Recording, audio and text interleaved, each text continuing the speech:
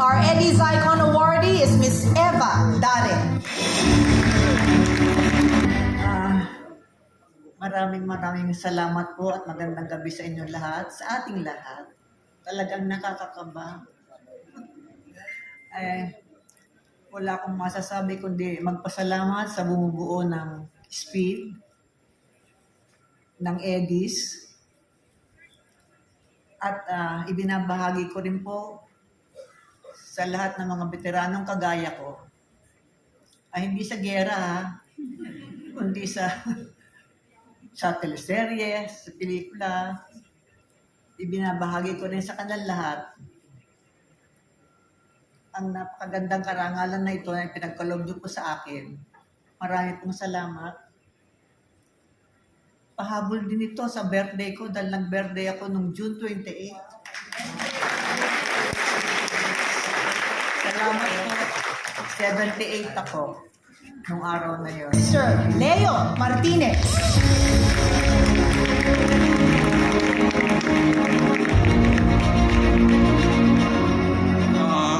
Maraming salamat sa inyo. Yung mga entertainment editors, nabigyan niyo kami ng pagkakataong magkita-kita uli nitong mga kasamahan kong kapwa senior citizen. Ayun nga pala,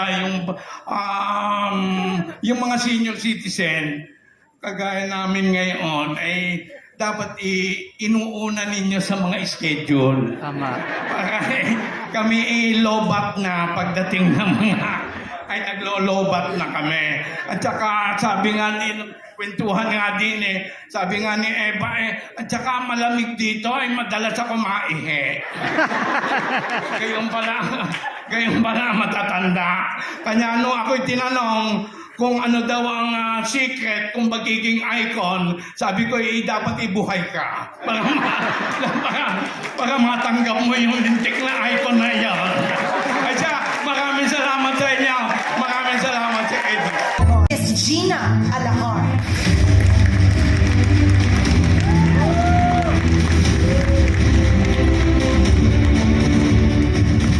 Hello, magandang gabi po sa inyo lahat.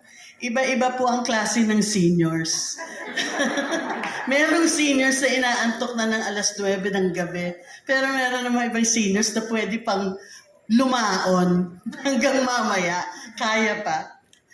Maraming salamat po sa The Eddies, the Society of Philippine Entertainment Editors. Thank you so much.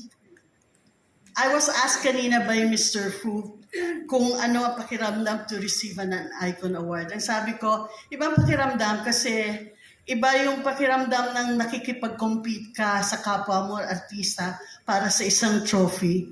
At iba rin ang pakiramdam kapag ikaw ay kasama ng mga mas senior sa akin, katulad nila Tita Nova, ni Tita Eva, ni Kumpareng Leo, at saka ni Senator Lito Lapid.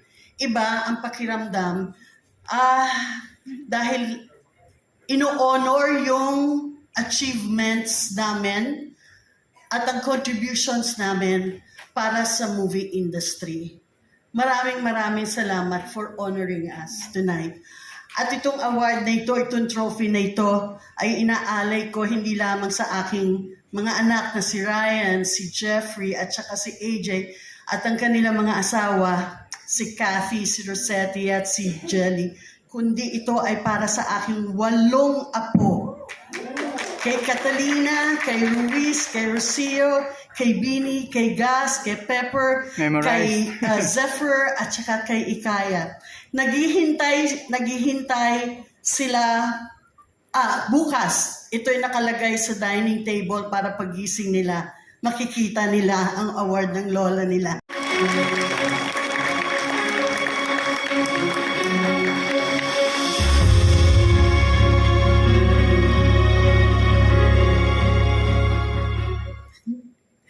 Umalis na yung ibang matatanda. Nakailang ihi rin sila. Ako hindi pa. Mamaya. Ay nako, 70 years sa show business.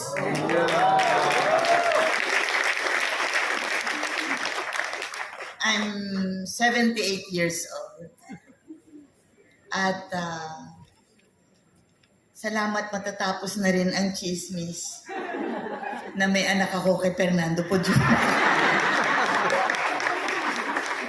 Diba? Tagal na yan. Tagal ng chismis yan. At ngayon ko na lang binubulgar. Tinago ko.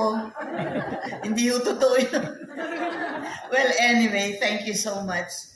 Ang sarap naman tumanggap ng award talaga. At masasabi ko, praise the Lord. Sapagkat kung ano man po ang ating nararating sa ating buhay, ay lahat ito ay regalo ng ating Panginoon. Lahat ito ay sabihin natin, we are blessed. And wag tayong maging malamig sa ating mga pananampalataya. Just continue praying and loving God. Senator Lito Lapid. Good evening po. Supremo Senator Lito Lapid is deeply grateful for the recognition of his contributions to the Philippine film industry. Congratulations once again to all our Icon awardees. Sobrang inspired po talaga kami sa inyong success and we are so grateful for your immeasurable legacy. Maraming salamat po sa inyong contribution sa pelikulang Pilipino. Talagang hinahangaan po namin kayo at congratulations. Congratulations once again.